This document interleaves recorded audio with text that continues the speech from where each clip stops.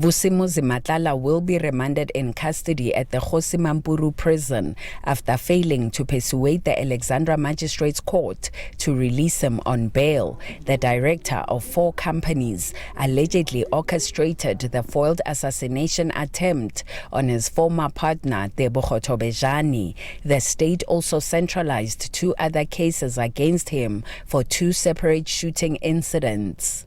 The pattern of allegations across 3 separate incidences, the Thobejane shooting, the Sibanyoni shooting, and the DJ Wetty shooting, suggests a repeated modus operandi involving target violence. Even accepting that the applicant disputes the allegation, the gravity and the consistency of the state's version creates a substantial risk that his release would endanger the safety and the security of the complainants and the wider community.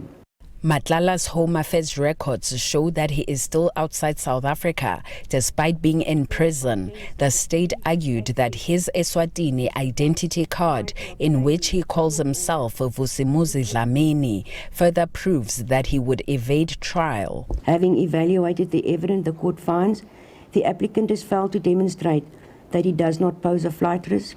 The applicant has failed to dispel the risk of interference with state witnesses and obstruction of justice.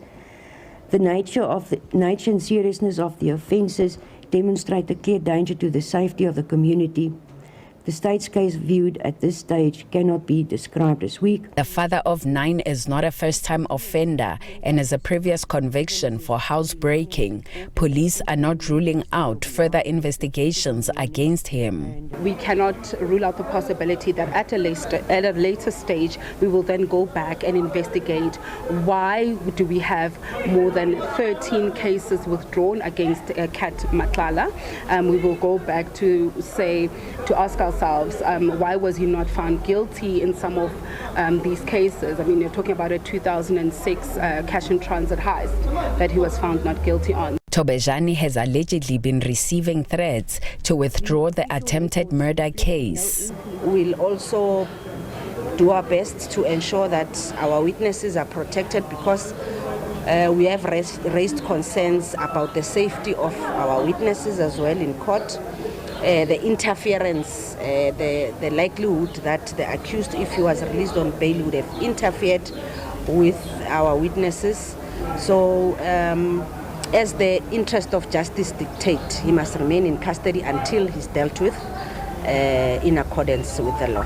Matlala is expected back in court in October. He will be joined by 4 other accused in the matter, including his wife, Neria Hlakotza, SABC News, Alexandra, Johannesburg.